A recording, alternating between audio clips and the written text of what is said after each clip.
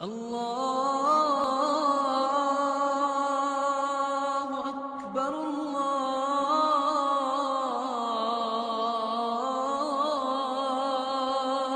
اکبر۔ حدیث کے الفاظ ہیں ان قول لا الہ الا اللہ تدفع عن قائلها 99 من البلاء ادناها الهم۔ جو شخص لا الہ الا اللہ کہتا ہے، اس کے کہنے پہ کتنا وقت لگے گا؟ لا الہ الا اللہ گنتی کے چند سیکنڈ۔ جو کثرت سے لا الہ الا اللہ پڑھتا ہے 99 بلائیں اللہ اس کی دور فرما دیتے ہیں۔ ادناها الہم، 99 بلاؤں کے اندر غم سب سے چھوٹی بلا ہے۔ کہ جی غم چھوٹی بلا ہے کہ کافی بڑی ہے؟ غم سے ہی ہارٹ پرابلمز بنتی ہے نا۔ اس کا مطلب یہ نکلا کہ غم سے بھی 98 بلائیں بڑی اللہ دور فرما دیتے ہیں۔ استغفر اللہ، حدیث کے الفاظ ہے من لزم الاستغفار جعل اللہ له من كل هم فرجا ومن كل ضيق مخرجا ورزقه من حيث لا يحتسب۔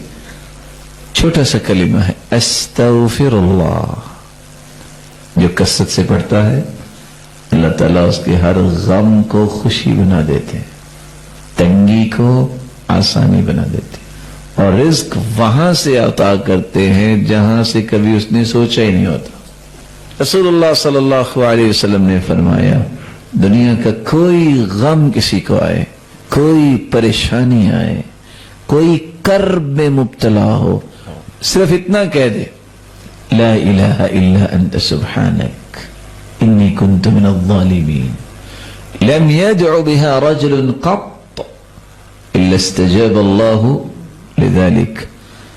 اتنا کہنے والا جس غم اور پریشانی کے لیے کہے گا اللہ اس کی دعا کو رد نہیں فرمائیں گے، وہ غم دور ہو جائے گا۔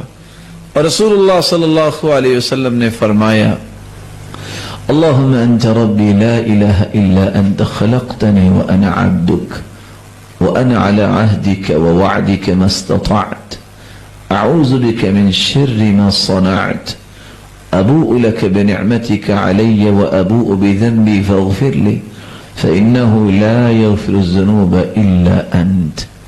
اتنے کلمات کو کہہ دے، زندگی کا کوئی غم جو ہے اللہ اس کو خوشی میں تبدیل کر دیں گے، کسی پریشانی کو اللہ تعالیٰ راحت میں تبدیل کر دیں گے۔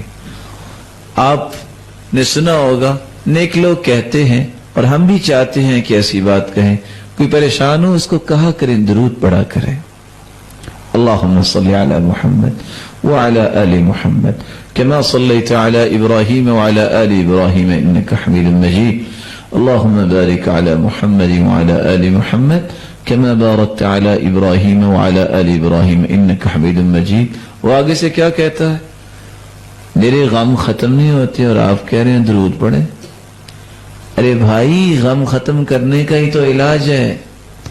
صحابی اللہ کے رسول کے پاس آئے، اللہ کے رسول صلی اللہ علیہ وسلم میں دعا کرتا ہوں اور درود بھی پڑھتا ہوں، تہائی حصہ درود پڑھتا ہوں، ٹھیک ہے؟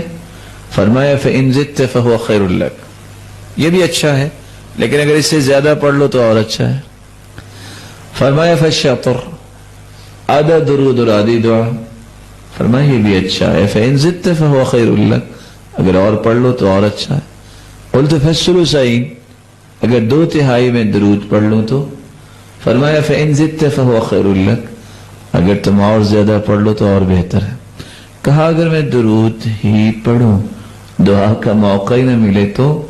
فرمایا پھر خوش ہو جاؤ 2 کاموں کے لیے، اِذَن تُكْفَى هَمَّكَ وَيُغْفَرُ لَكَ ذَنبُكَ، پوری زندگی کے گناہ بھی معاف ہو جائیں گی اور زندگی کا کوئی بھی غم باقی نہیں رہے گا، سب اللہ ختم کر دیں گے۔